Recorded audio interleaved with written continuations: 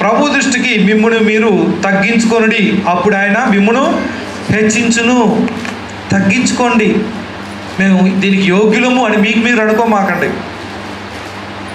మేము గొప్పవారం అని మీకు మీరు అనుకోమాకండి. మీరు ఎప్పుడైతే మిమ్మల్ని మీరు హెచ్చించుకుంటారో తోటి సహోదరునితో మీ యొక్క వ్యవహార శైలి అంతా ఎలా ఉంటుంది?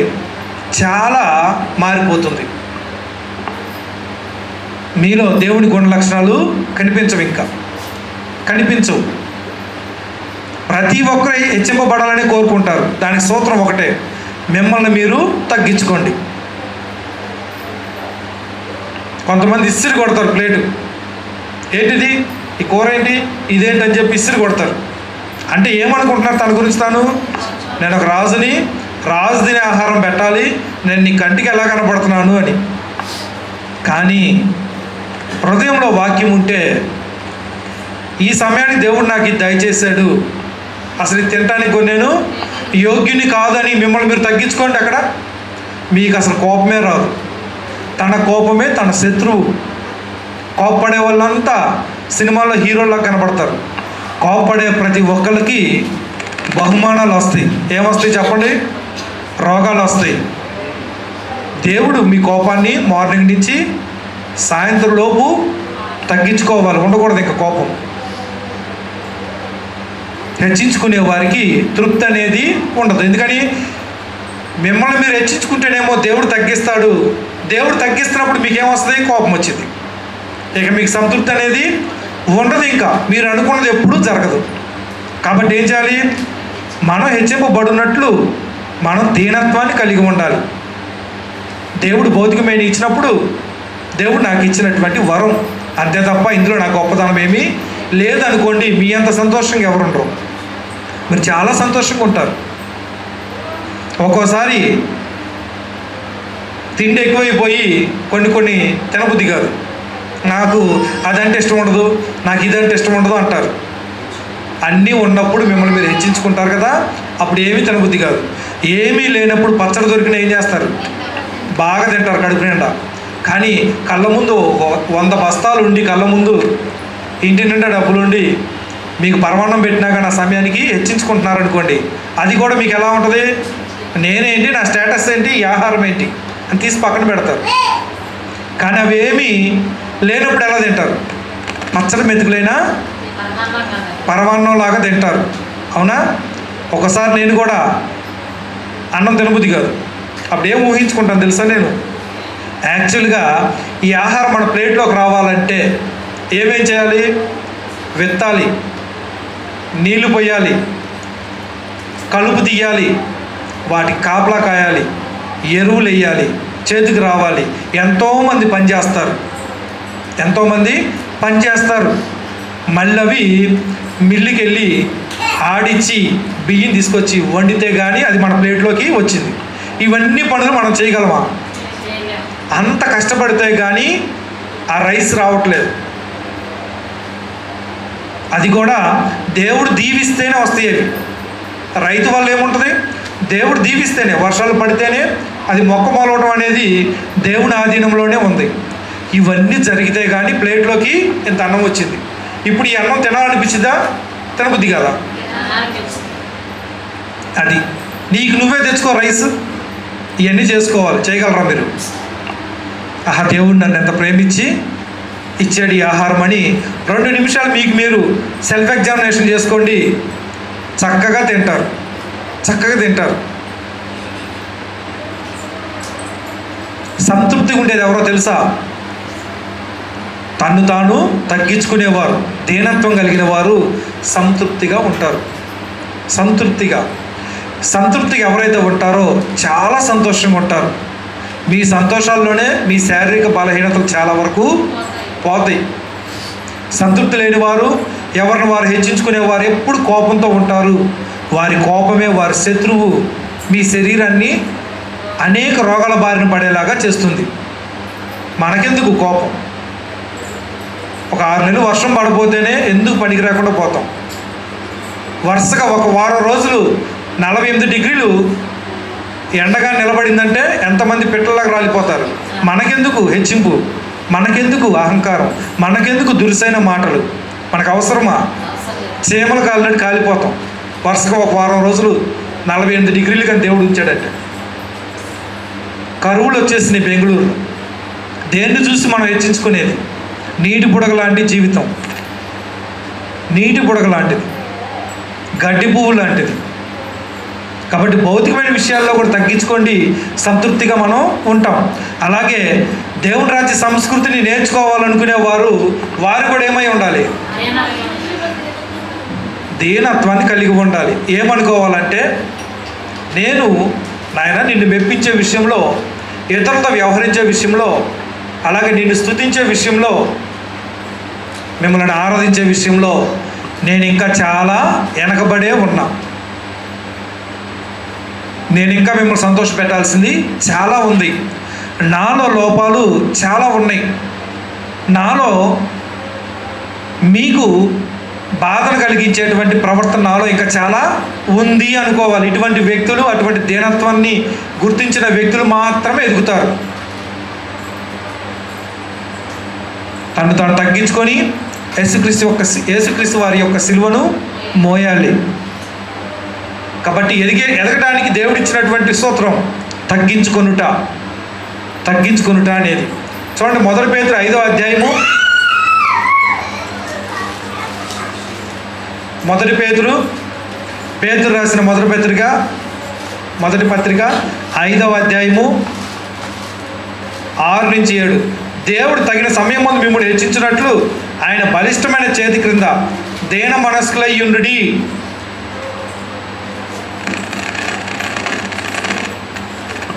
ఉంటారా? మీరు హెచ్చింపబడాలంటే ఖచ్చితంగా చేయాల్సిందేంటి? దీన మనసు కలిగి ఉండుడి. హెచ్చింపుగా ఉండాలని ప్రయత్నించేవారు పొగడ్తల కోసం ఎదురు చూస్తారు. గుర్తుపెట్టుకోండి. ఎవరిని వారు హెచ్చించుకుంటున్నారనుకోండి, ఆ మనసులోది బయటికి ఎలా తెలిసింది? అహంకారంగా మాట్లాడతారు, గర్విష్ఠులుగా ఉంటారు. ఓకే, వారు ఏం కోరుకుంటారు? ఇతరుల నుంచి తాను కోరుకున్నట్టు ఇతరులు పొగడాలి అని. ప్రశంసించడం వేరు. ఒక్కసారి పదే ఒకే మాట మనల్ని ప్రశంసిస్తున్నారు. ఇంకా ప్రశంస ఎటు మారిద్ది? పొగడ్తగా మారిద్ది. పొగడ్తగా మారిపోతుంది. పొగడ్తలకు అలవాటు పడుతున్నారంటే మిమ్మల్ని మీరు హెచ్చించుకుంటున్నారు అని. అయ్యగారు మీరు దేవుళ్ళలా కనపడతారన్నప్పుడు ఏం చేయాలి? నేను దేవుళ్ళలా కనపడతాం ఏంటి అనాలి. కాదు తల ఉంచుకొని నవ్వుకుంటారు. చాలామంది నవ్వుకుంటారు. నిజమా అని నవ్వుకుంటారు. అంటే వీళ్ళు ఎవరు? హెచ్చించుకునేవారు. అమ్మో, అంత గొప్ప స్థానం నాకు ఇచ్చేవేంటి? ఏంటి నన్ను శోధిస్తున్నావు, ఇక్కడికి వచ్చి అనాలి. కాదు పొగడ్తలకు అలవాటుపడిన వ్యక్తులు, నీ అంతటి వాడు లేడు, నీ అంతటి మహోన్నతమైన గుణం కలిగిన వ్యక్తిని ఇంతవరకు ఎక్కడ చూడలేదు అనగానే వాళ్ళకి చైరేసి కూర్చోబెడతారు. చైరేసి కూర్చోబెట్టి టీ తీసుకొచ్చేసి ఇస్తారు. హెచ్చించుకుంటున్నది కాదు. మన స్నేహితులు ఎవరో తెలుసా? స్టార్టింగ్లోనే మన లోపాన్ని చెప్పేవారు. లోపం చెప్పకుండా చూస్తూ ఉండిపోయారంటే వారు మన స్నేహితులు కాదు. మిమ్మల్ని బాధ పెట్టేవారే మీ స్నేహితులు.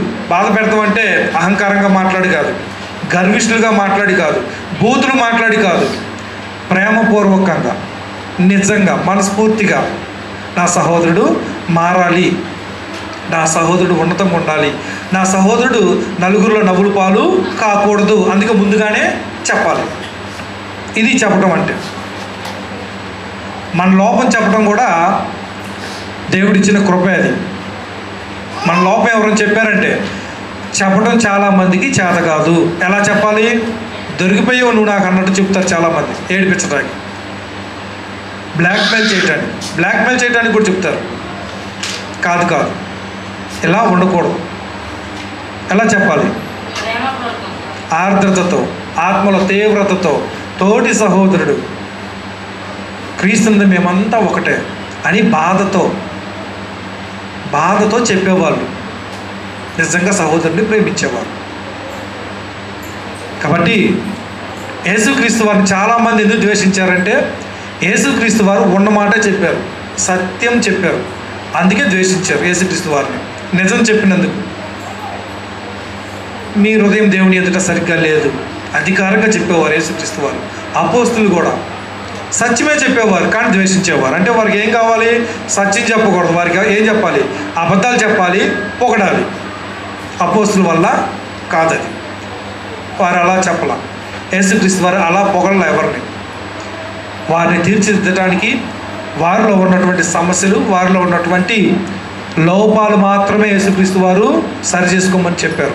క్రీస్తు సంఘంలో కూడా మీరు ఎంతసేపు వాక్యం విన్నా కానీ సంఘంలో మన యొక్క లోపాలు మాత్రమే వాక్యం ద్వారా హెచ్చరించబడతాయి. దేవుని రాజ్య సంస్కృతిని పెంచుకోవాలనుకునే వారికి దేవుని వాక్యం ఎలా ఉంటుందంటే నా లోపాలు ఎత్తి చూపిస్తుంది వాక్యం.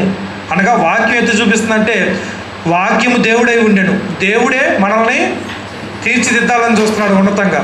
దానికి మనకు శిరసా వహించి ఉన్నతంగా జీవించాల్సిందే తప్ప ఇక్కడ నాకు వాక్యం అర్థమవుతుంది, నాకు ఇబ్బందిగా ఉంది, నాకు చాలా కష్టంగా ఉంది, బయట అయితే ఒక గంట కూర్చొని నిద్రపోయి రావచ్చు అనుకుంటారు.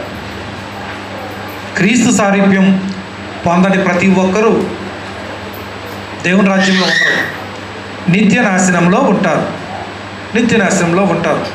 కాబట్టి సంఘానికి వచ్చేటువంటి ఉద్దేశం తెలియాలి, అప్పుడు వారికి ఆ బాధ అనేది ఉండదు. చూడండి, దేవుని యొక్క దృష్టి కూడా దీనత్వం కలిగిన వారి మీద ఉంటుంది. యెషయా గ్రంథము 57వ అధ్యాయము, యెషయా గ్రంథము 57వ అధ్యాయము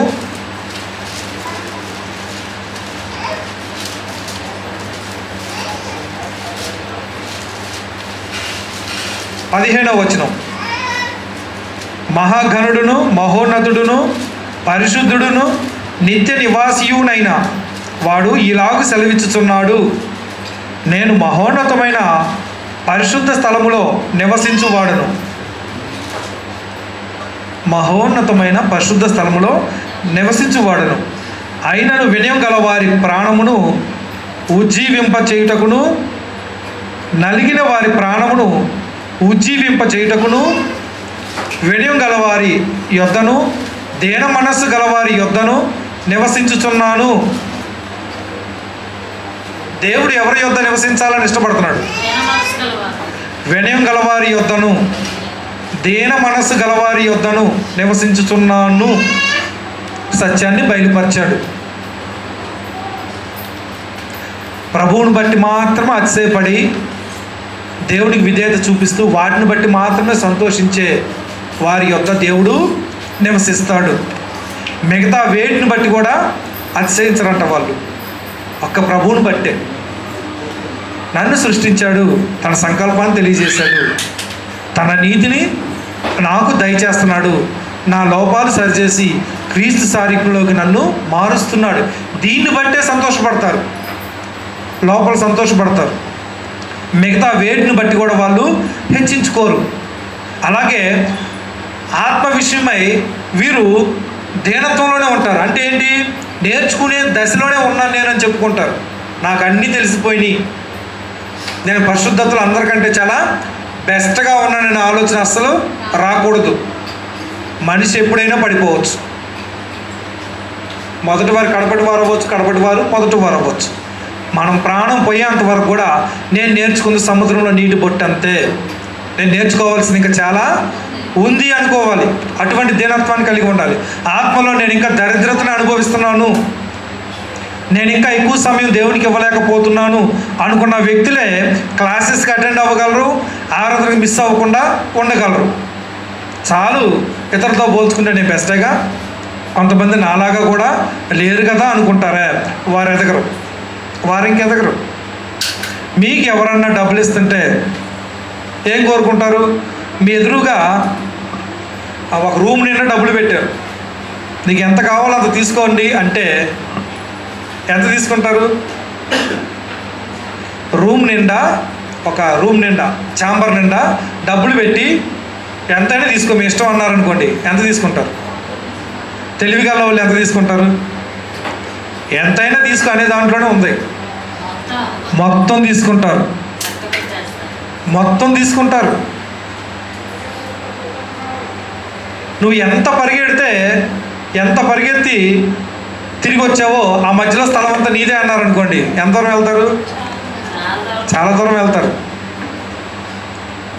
వెళ్ళే పనే, తిరిగి రారు, ఇంకా వెళ్తానే ఉంటారు. ఎందుకని?